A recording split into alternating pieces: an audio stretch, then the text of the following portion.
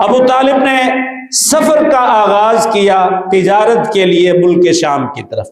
اب چونکہ رسول اللہ صلی اللہ علیہ وسلم جناب ابو طالب کی کفالت میں تھے،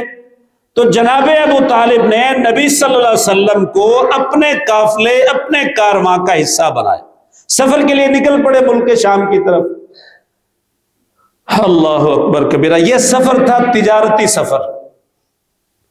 اور نبی صلی اللہ علیہ وسلم جناب ابو طالب کے ساتھ ہیں اس سفر میں، کہ آپ نے جا کے ملک شام کے ایک علاقے میں اپنے قافلے کے ساتھ پڑاؤ کیا۔ جو ہی آپ وہاں پہ بیٹھے اور پورا قافلہ وہاں پہ بیٹھا، تو ساتھ میں ایک گرجا تھا، وہاں کا ایک بڑا معروف قسم کا بحیرہ راہب اسے کہا جاتا تھا، جرجیس اس کا نام تھا۔ وہ گرجے میں بیٹھا راہب تھا، وہ فوراً باہر نکلتا ہے۔ جو ہی رسول اللہ صلی اللہ علیہ وسلم اور ابو طالب کے اس قافلے کو اس نے دیکھا، وہ راہب فوری طور پر اپنے گرجے سے باہر نکلتا ہے اور قافلے کی میزبانی شروع کر دیتا ہے۔ اور مورخین نے یہ بات لکھی کہ یہ راہب، یہ چونکہ جگہ تجارتی مرکز تھی ملک شام کی، یہاں بہت سارے قافلے صبح و شام آتے تھے، بڑے بڑے تجارتی قافلے یہاں پہ آ کے قیام کرتے، پھر اپنی اگلی منزل کی طرف نکل جاتے تھے۔ جب اس قافلے نے، کہ جس میں نبی صلی اللہ علیہ وسلم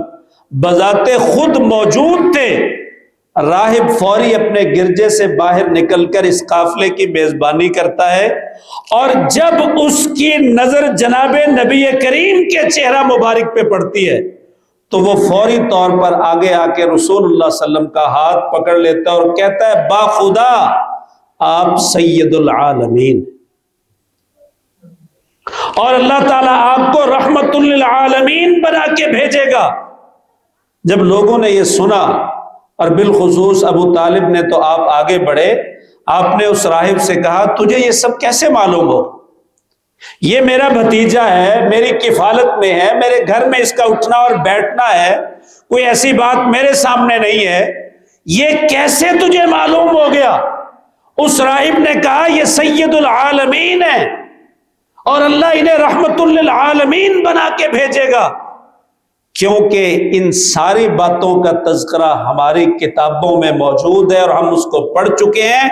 رہی بات یہ کہ میں نے آپ کو کیسے پہچانا، راہب کہنے لگا، جب آپ ہمارے اس علاقے میں فلاں گھاٹی سے آگے نمودار ہوئے،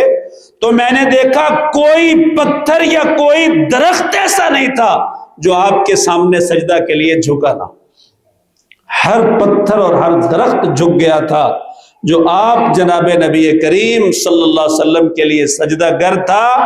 اور کوئی پتھر اور درخت سوائے کسی نبی کے عام شخص کو، عام انسان کو کبھی سجدہ نہیں کرتا۔ تو میں نے یہاں سے پہچانا کہ آپ رحمت للعالمین ہیں، آپ وہ نبی آخر الزمان، آخری پیغمبر، خاتم الانبیاء، خاتم النبیین، کہ جن کی نشانیاں رب کائنات نے ہماری پہلی کتابوں میں بڑی وضاحت کے ساتھ بیان کر دی۔ اب اس راہب نے ایک بات کہی، میں وہ آخری بات عرض کرنا چاہتا ہوں۔ اس نے ابو طالب سے قریب ہو کے کہا کہ اپنے اس بھتیجے، اپنے اس بچے کو ملک شام نہیں لے کے جانا۔ ابھی آپ شام کے سرحدی علاقوں میں بیٹھے ہیں، کبھی بھی ان کو ملک شام کی طرف نہیں لے کے جانا۔ پہلی نشانی تو یہ ہے کہ سارے پتھر و درخت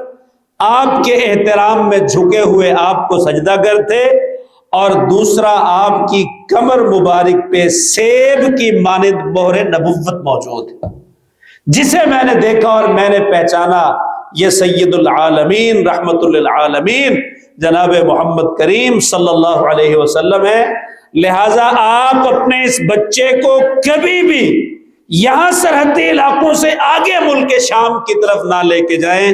شام میں یہود بہت ہیں اور یہودیت کو ان سے خطرہ ہے، لہٰذا وہ کبھی بھی ان کو نہیں چھوڑیں گے۔ قرآن مجید نے بھی یہی بات دیکھیں سبحان اللہ بیان کی، لَتَجِدَنَّ أَشَدَّ النَّاسِ عَدَاوَةً لِلَّذِينَ آمَنُوا الْيَهُودِ۔ مسلمانوں، یہ تو بڑی، اللہ تعالی ہمیں معاف کرے، ہمارے حکمرانوں کو اللہ اصلاح کی توفیق دے اور ہدایت عطا فرمائے۔ یہ تو ہم ہیں کہ یہود کی طرف بکے جا رہے ہیں، یہود کی طرف گرے جا رہے ہیں، یہود کی جھولیوں میں جا کے ہاتھ پھیلا رہے ہیں، یہود سے دوستی کی منتیں سماجتیں کر رہے ہیں، یہود و نصارہ کو اپنا دوست بنا رہے ہیں اور اپنے دین کا مذاق اڑا رہے ہیں۔ یہ تو ہم ہیں، اللہ ہم سب کو معاف کرے۔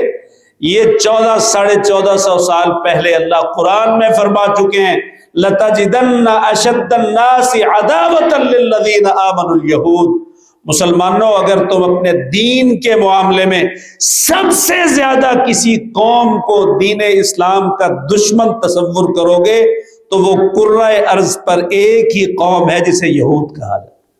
یہ سب سے زیادہ دین کے دشمن، اسلام کے دشمن، پیغمبر اسلام کے دشمن، تمہاری روایات کے دشمن، تمہاری تہذیبوں کو کاٹنے والے، تمہارے ملکوں پر قابض ہونے والے، تمہاری آزادیوں کو سلب کرنے والے، تمہیں ایسے ایسے گندے معاشی نظام دینے والے جس کی وجہ سے تمہیں اپنی غلامی کے اندر بھی جکڑ لیتے ہیں اور تمہیں کھڑا بھی نہیں ہونے دیتے۔ تو یہ بہت پہلے اللہ تعالیٰ نے قرآن مجید میں بھی فرمایا، اسلام اور مسلمانوں کے کرۂ ارضی پر سب سے بڑے دشمن یہود۔ اور اس راہب نے یہی بات کہی، بحیرہ راہب نے، اس نے کہا آپ کبھی بھی اپنے اس بھتیجے کو شام کی سرزمین پر نہ لے کے جاؤ، وہاں یہود بستے ہیں اور یہودیت سے ان کو خطرہ ہے۔ سو مورخین نے لکھا یہاں پر، سیرت نگاروں نے، کہ وہیں سے ہی شام کے سرحدی علاقوں سے ہی جناب ابو طالب نے اپنے چند غلاموں کے ساتھ نبی صلی اللہ علیہ وسلم کو واپس مکہ المکرمہ روانہ کیا۔